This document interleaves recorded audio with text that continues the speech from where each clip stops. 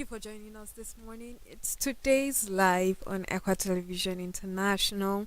Yes, my name remains Prudence, and I am with Solomon Sabe this morning. Good morning, Solomon. Good morning, Joyce.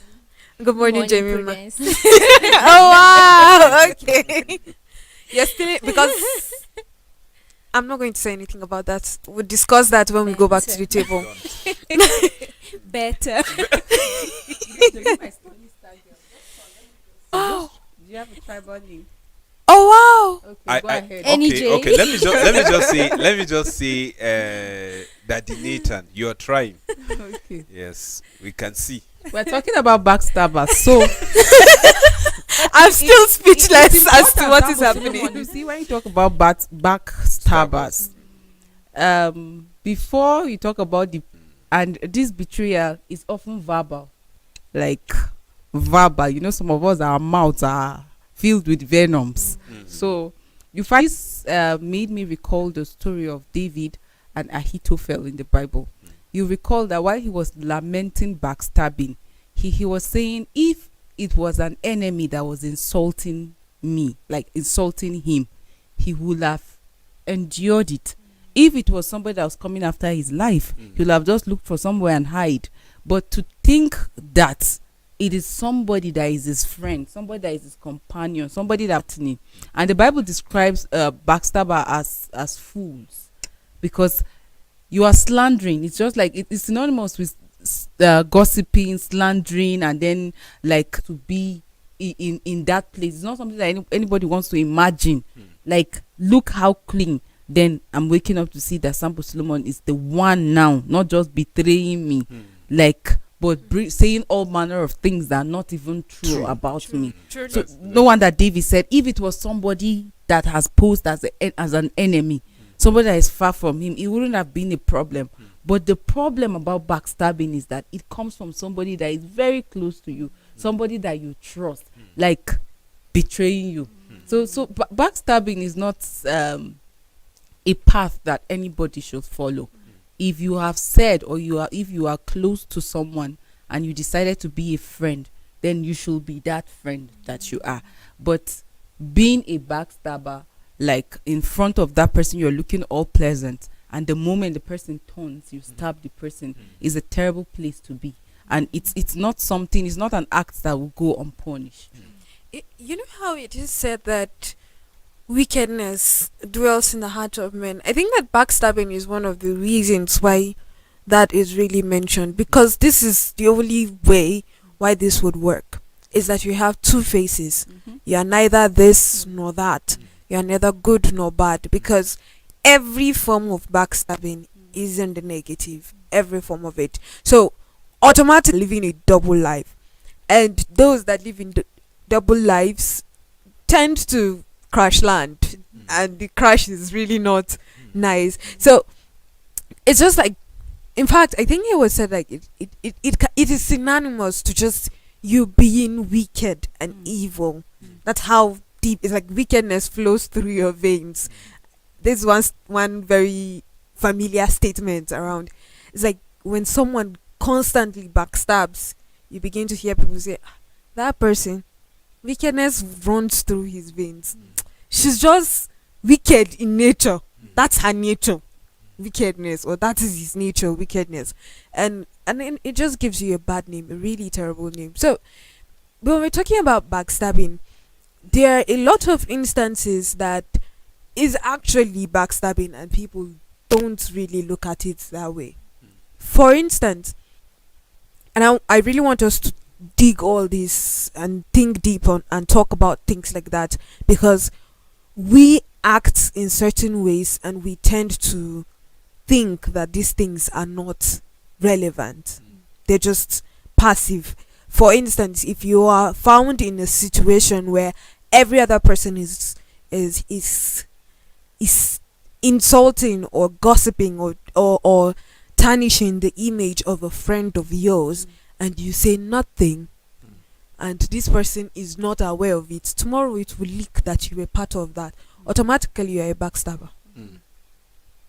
It works in tandem with hypocrisy. Yes. While you show that you are loyal to Yes. somebody, behind the person's back you're stabbing the person. A clear example, I think all of us can relate to backstabbing, because like we've had one share of it or the other. Even if you don't contribute, but you are there, like you rightly say, like you are an accomplice to that. So for some people, I was just seated, I did not say anything, but you also contributed indirectly. And for other people, like, why would you come to somebody's face and show that, oh, you're all pleasant, and then person turns his back? I was sharing this morning with someone. I said, I can't pretend. Like, it's either I'm with you or I'm not with you. Like, there's no two ways about it. Like, I don't know how I'll manage to. I'm all smiling, and then when it turned back, I say, oh, this person is like this. No, I can't. If I'm not with you, you definitely know that I'm not with you. Like, I recall an experience one time. Oh, I was offered an appointment, and somebody just came and said, Joyce, congratulations. And I said, thank you. And the next minute, the person went and met some group of people and said, I don't know why it has to be Joyce.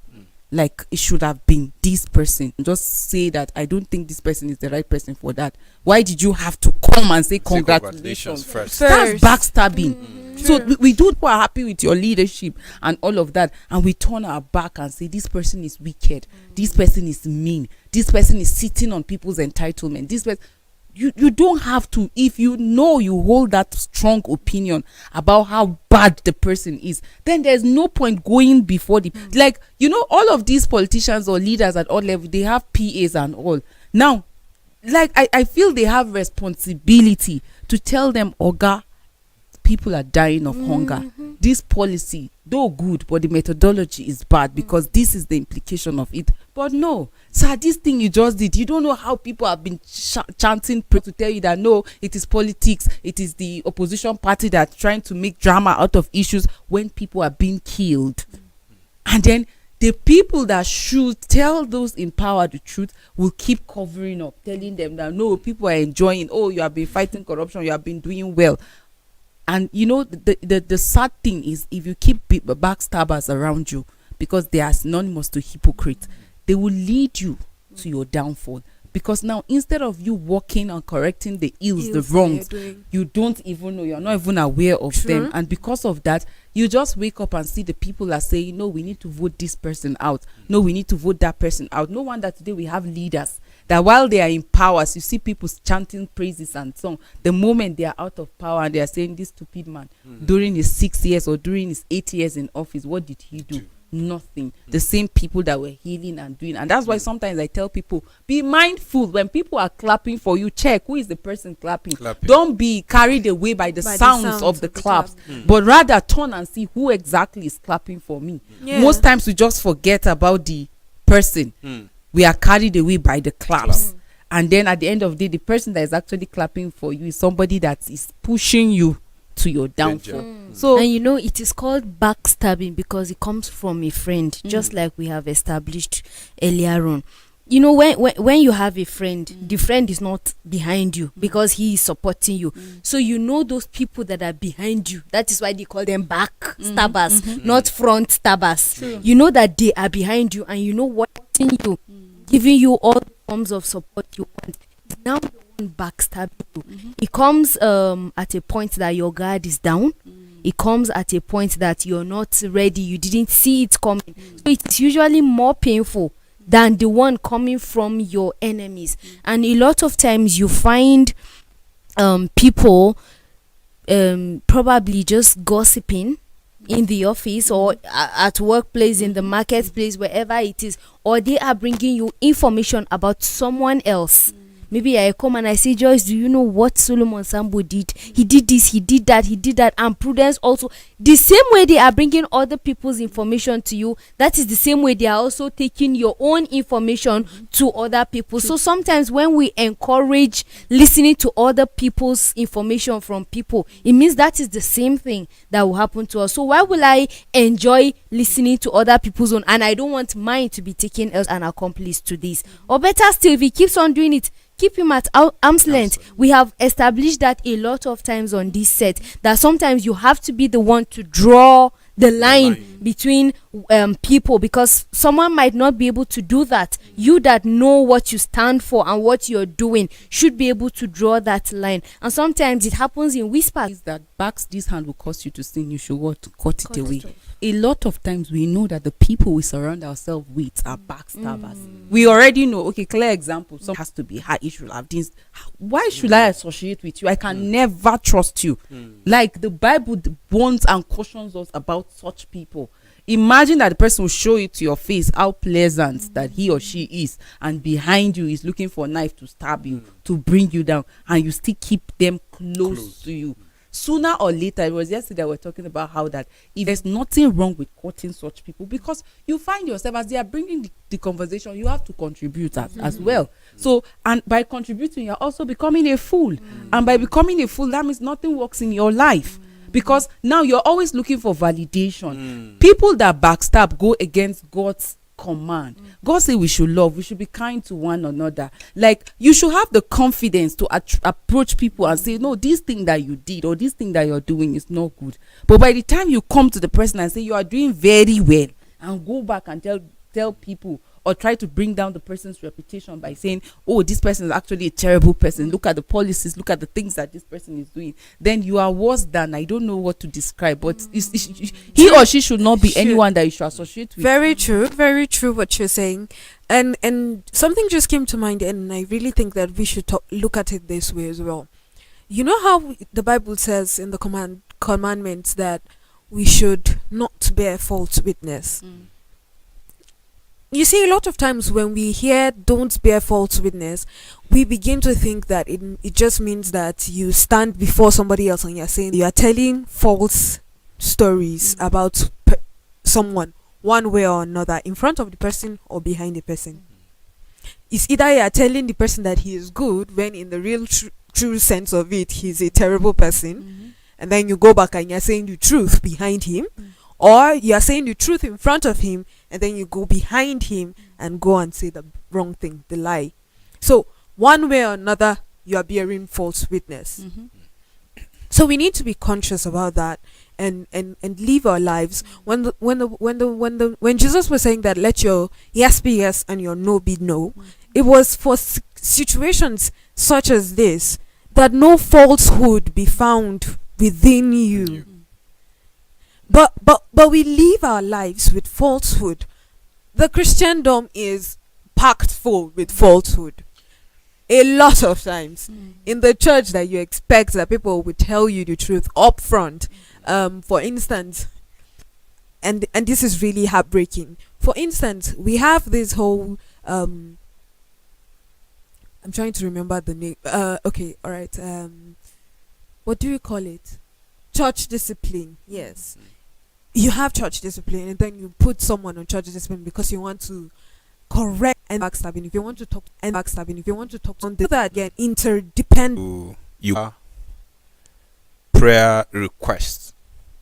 Somebody you come to the person in confidence, believing that when you talk about spirituality, is at that level, and you come and then you bring something that is eating you as a prayer request, and then you pray together, and then the next thing you hear the whole thing. It's just you and the person that pray concerning that particular church. You would think that he shared it with the church so that the church entirely can pray, but this time around you hear it outside the church, where you start imagining, like, from where the Bible says iron sharpeneth iron.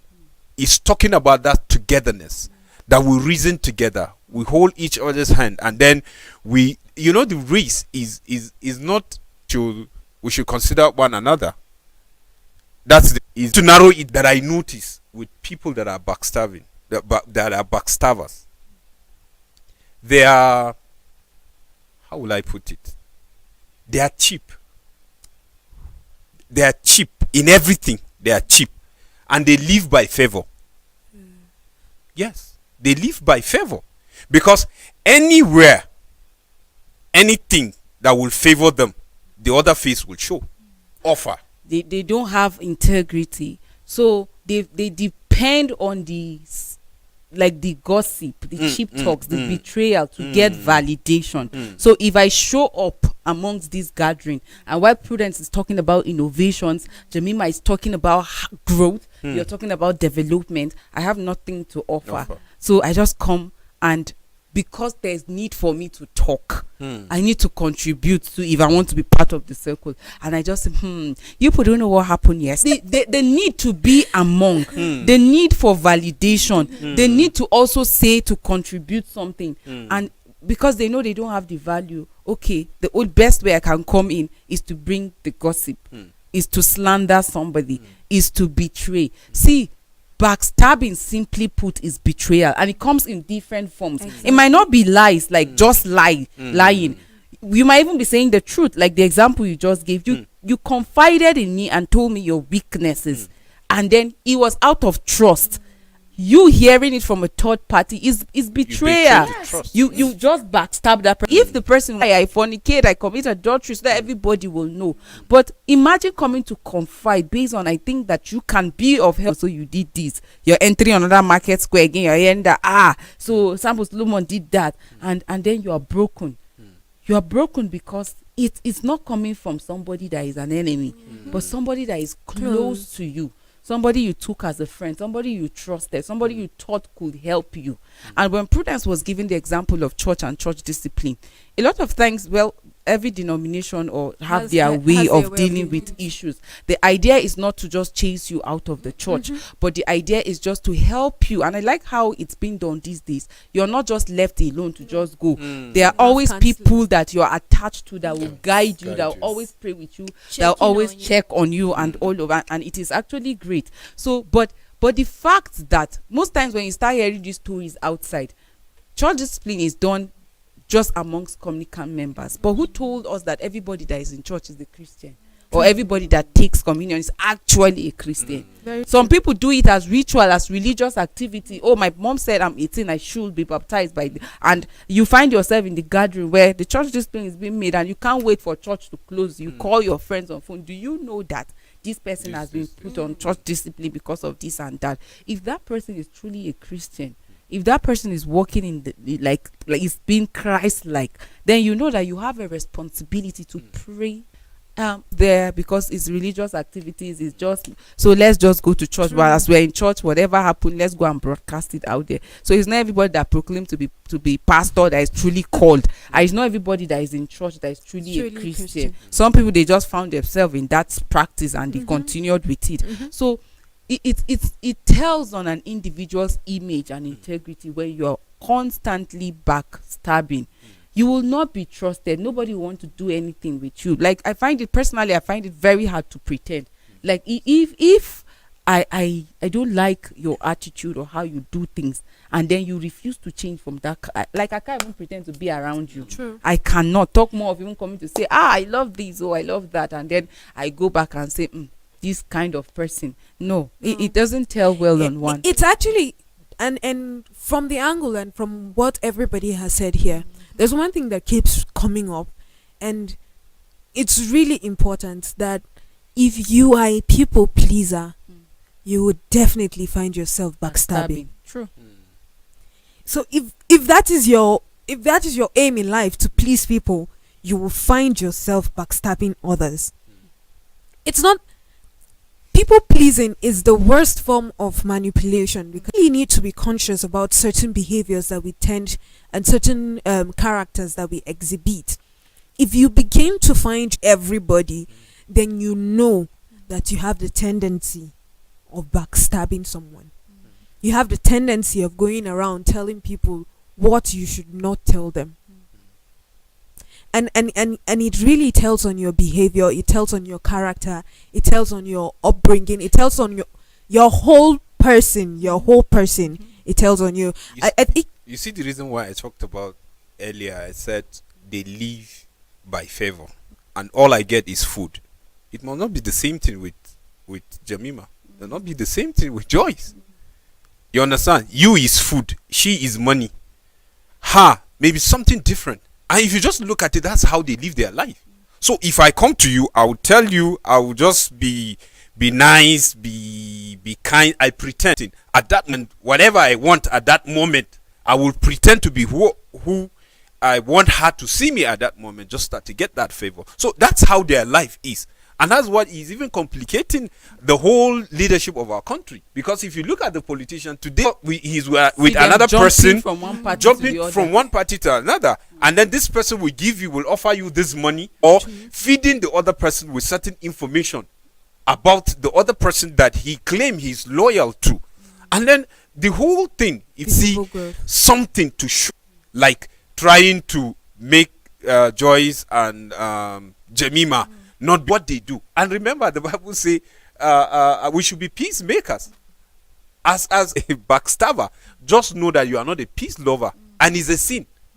You don't have connection with God, because God is an originator of peace. I mean real peace. So exactly. And I'm loving the place that you're coming from and talking about peace. And a lot of times people think that peace is the total absence of conflict. No. I'm going to come this peace, you address it. That is peace. This is that when you see something is going on, when there's injustice going on, if there's injustice anywhere you find yourself, you do what you are capable of doing to bring about justice. That is peace. It's not that you will sit back and say, no, you have to take it easy with this person. It's not, he's a very terrible person, yes, but if you do anything now, it will just cause trouble. The right thing. When he to the press you simply because he's your superior.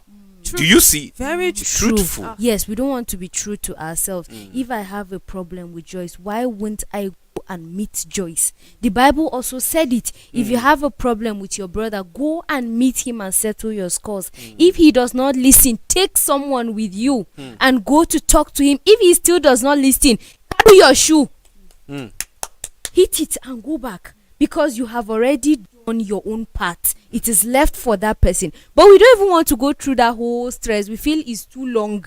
We don't have time for that. So instead of meeting Joyce one-on-one, I prefer to meet Prudence.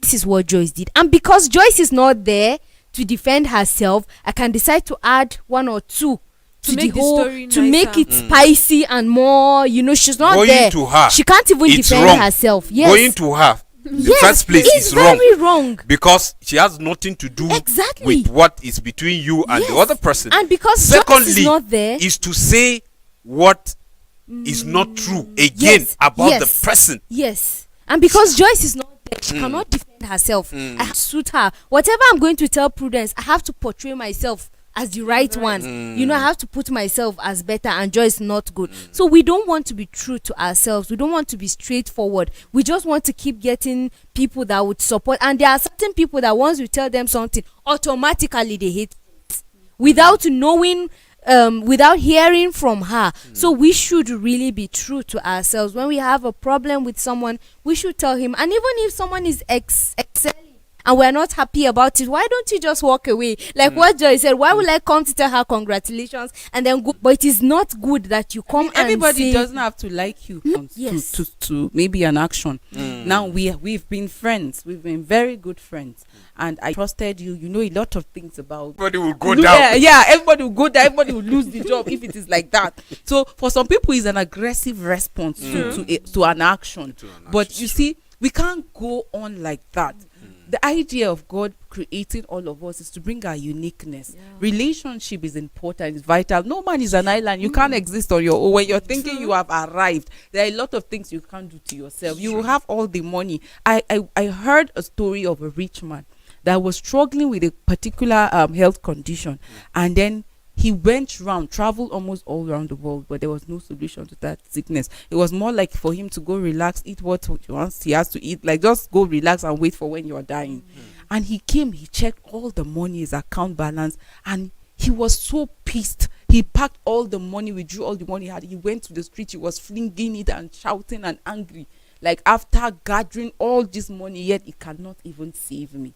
So you see, sometimes you think I've arrived, I'm the god of myself, I can exist, I'm an island and all of that. But you cannot. You only suffer yourself, because God is not foolish to create all of us like that with our uniqueness. And no wonder embedded in Sambo Solomon is is not everything. Some woman will have the skill of maybe presenting.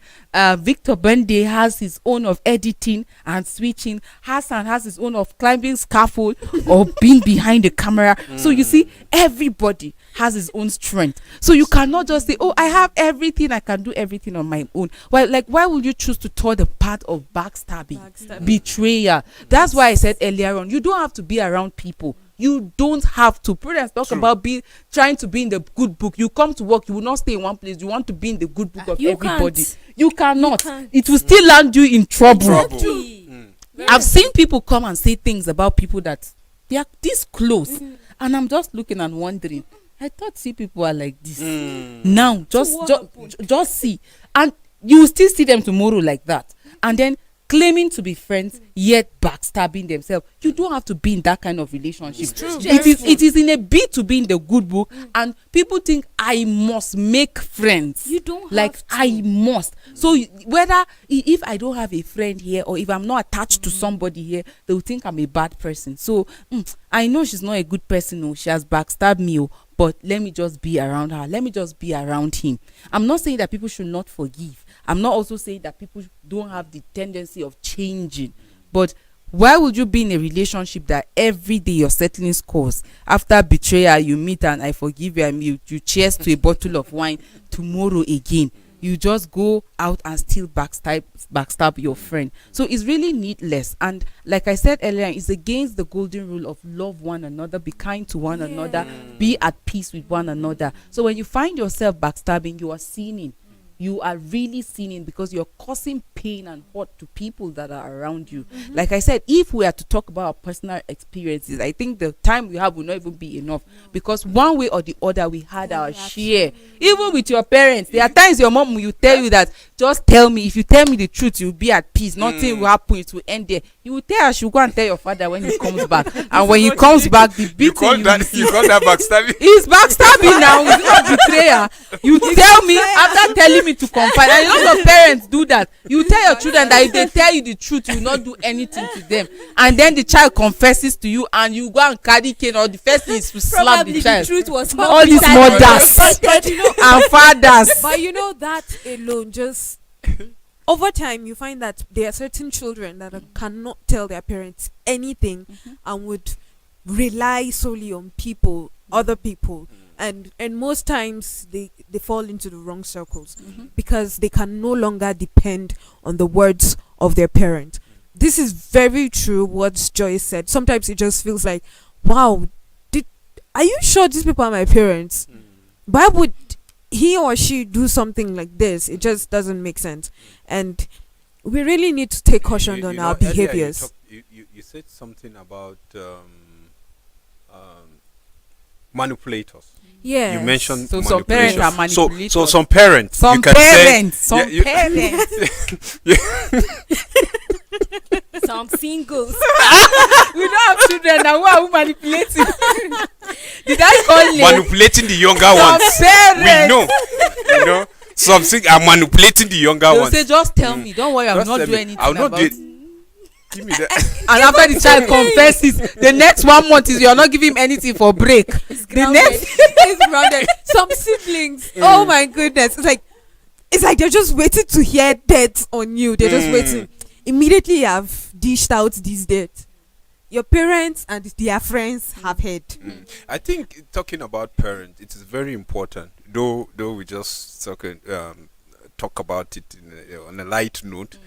I think we should draw their attention to that. It is very important for you to build the confidence of your children. Yeah. Tell them that yes, they can tell you something, and then the children can count on you. For you because it's not easy if a parent will tell his child, like, you are trying to build something, when you said, please, okay, let's talk, tell me the real truth, and trust me, nothing will happen.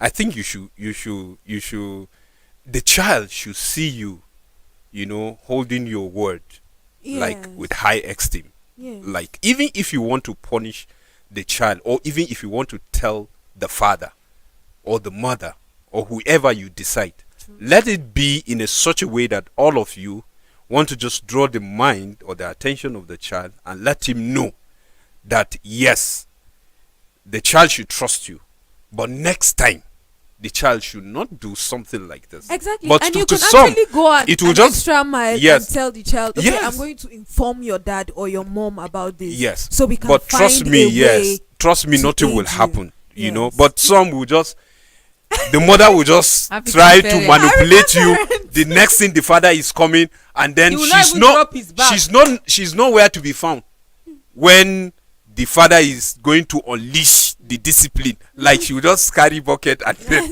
Now they And don't then even wait walk for out the as if- fathers to come back. They Yes. will call them. mm, Kacha, where are you? okay? Your child will I'm in kill a me in this meeting. house. I'm in a Kafita meeting. Like they cannot even wait for you to finish the meeting. True, but honestly, though we say it in a light mode and very subtle, but it's important for parents to make their children have confidence in them. I mean, it starts from those little steps of saying, "Oh, be truthful to me. If you don't tell me the truth, I'll deal with you. Tell me the truth." And the child just sees the truth. The next you are carrying cup to stone him, calling all the family meeting. The child will never confide in you, and that is what makes children lie to their parent, because they feel that when I tell you the truth, you would escalate the whole situation. And just when you're talking to your child is looking at you, I say he's bending his head. Oh, I'm talking, you're not even looking at me. The child look at you, say he's being disrespectful. He's looking at you eye to eye, and the child is confused. Yeah. Tomorrow now, when you call your child and say, tell me, we have girls that don't confide in their mothers. We have boys that don't even confide in their fathers or even their mothers as well. People, and Prudence said it, they outsiders and they end up with the wrong circle. Like, because they are scared of you. You are the person that there's no love that should be quantified to parents' love. But today, children find love outside of even their family. Why? Because they can't trust you. Your child is just trying to tell you that I actually hung out with my friend, and my friend was telling me to smoke, or before he finished saying, he did not tell you he smoked. His friend is trying to convince. Next thing you're saying, you are following useless friend, you go and call family meeting, insult the child. Tomorrow when he goes outside, he wants to smoke and just be with the friends because he feels that, oh, the friends actually love him. I'm not saying that we should not love or correct our children, but this idea of tough love, you can pass remote, but you cannot pass jam. Like it's not, you make your children not to trust you. Yes. A lot of parents betray their children's trust, or they confide in you and you go all out. You tell their teachers, you tell this, confess, child will confess, you carry him to school, you tell the teacher to call him out at the assembly, punish him, disgrace the child, and you expect the child tomorrow that when you are crying and weeping and telling him say the truth, the child will say the truth. He will never say the truth. And that is what we do. We make them just leave home or just shy away from us. You keep lamenting, praying, crying about your children, but we didn't give them the avenue to trust and have confidence in us. I'm not saying that when they tell us terrible things that they do, we should hide it. But you can talk about the same thing. I think you need help because it's... And so I would like us to go and see a counselor with the child. You're conversing with the child, not to go and organize meeting that the child does not even know. He thought that he just trusted you with the information, but you nesting Karuwa, you have been sleeping around and all of that. And we call children. It's like you have turned to a town crier. And then the child will not hears our colleagues, even from the home front. Let the children build confidence in you as parents. You two as siblings, learn to build confidence in one another, because it's like some siblings want to be the favorite of the parent, so they can't wait. Have to backstab you in order to become the in order for them to Very be true. We really need to grow work on up that. and So- you so- see them so in doing this- that even in this their case, what adulthood. do Yeah. we do if someone stabs Yeah, you? Do The way you're And a lot of people are guilty. yes, We're guilty of doing I the same remember thing. one time, because I'm not sure they're talking about me. Where exactly are you hearing this story from? He said, you went to this person's house, you went to that person. I said, I don't even know how to go to anybody's house. And things like that. It was just, at that point, I was laughing because it sounded very funny. But tomorrow, I would not, because I already know where the source of this information is coming from. Tomorrow, I'm not going to trust her. I would not tell her. In fact, I would want nothing to do with her. So a lot of times, just like your question, and interesting that was where I was headed to, and you just stole the words right out of my mouth.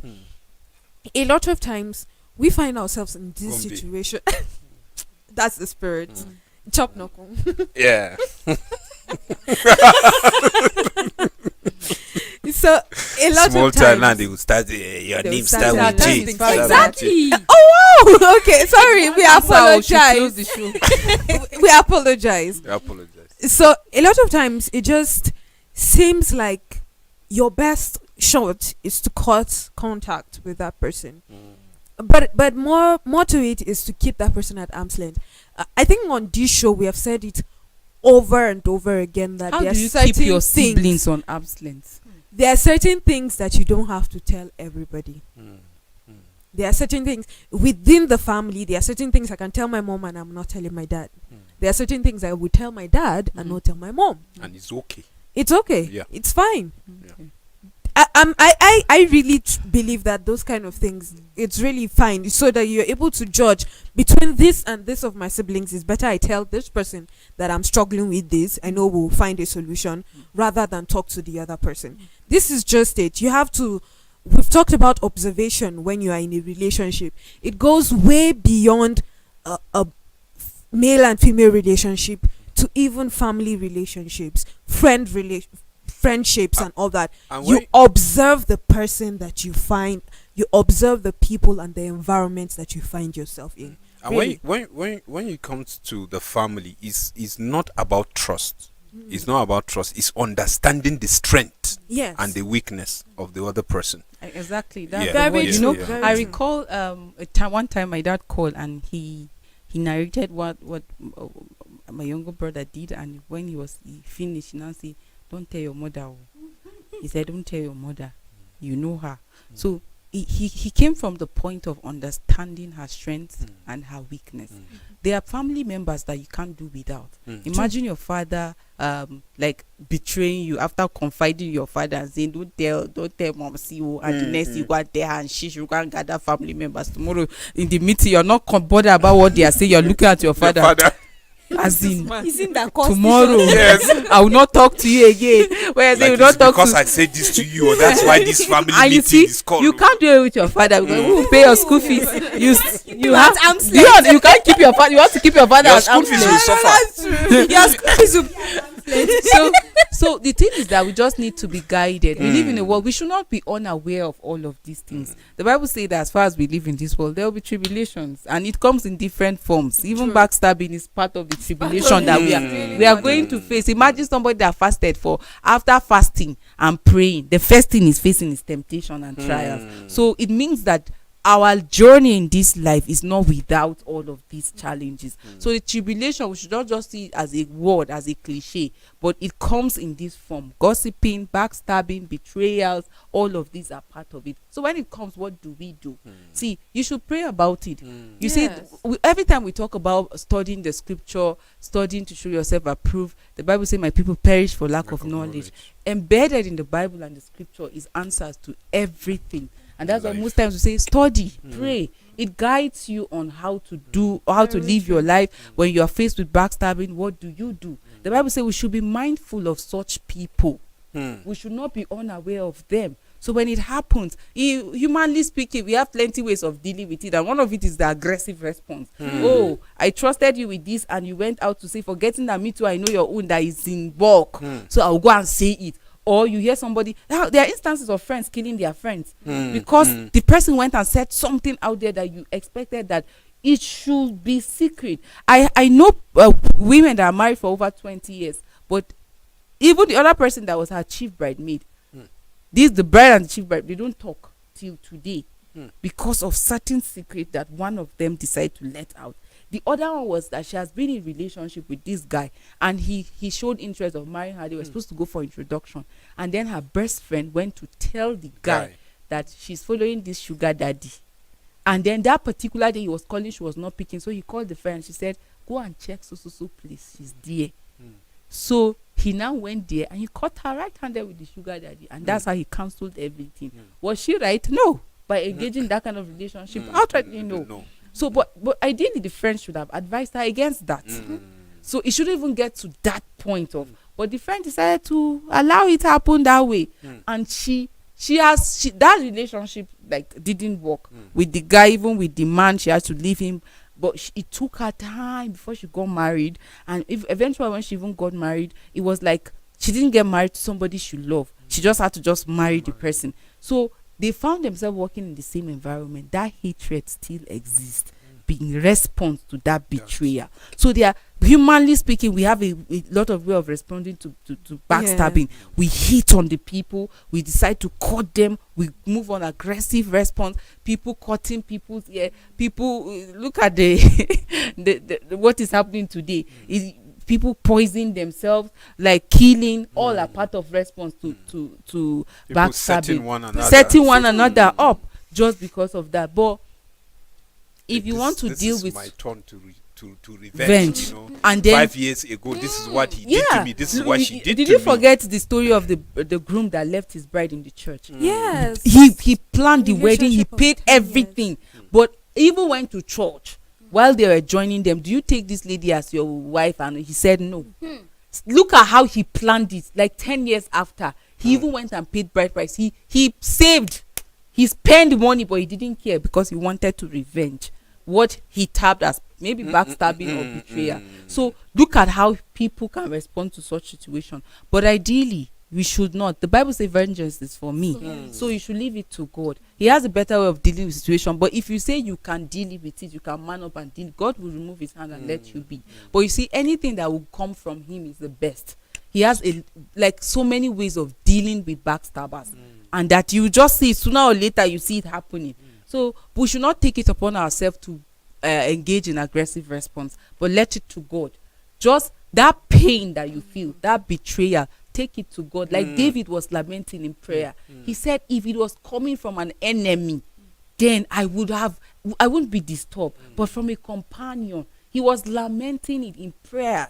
And he left it to God. So we've had a lot of instances where you see God dealing with the situation himself. So exactly. I would just like to encourage people to just let God have his way. Let God have his way. But in your own way now, because the Bible also made us understand that you also have a responsibility. I cannot have you around me constantly backstabbing, and I'll still say, I'll still keep you as my friend. The Bible says bad company corrupts good morals. So I have a responsibility to cut you away, keep you at arm's length, not hate you. No. But I should be mindful of my relationship with you. Because when I keep staying with you, I may eventually become a backstabber as well. Very true. Just like the example that you just made of David. David was also backstabbed by his own son. But when that very son died, David cried more than... In fact, people were wondering, like, why exactly is this man crying after what his son had done to him? So a lot of times we really need to let go of certain things and then keep certain people at arm's length. You just need to apply wisdom in your relationship with people. Very key, very essential. Ensure that you apply wisdom at every step of your way. And the only way you can be able to get wisdom is just what Joy said. Study to make yourself approved. Thank you so much for this conversation. It was really a swell time. We'll do this again tomorrow. Join us tomorrow. You will really not regret joining us. So stay tuned and just follow us. Subscribe on our YouTube, follow us, do what you continue to do, support Equa Television International. It has been a swell ride with you this morning, and we do hope that you join us tomorrow. Thank you so much. See you tomorrow.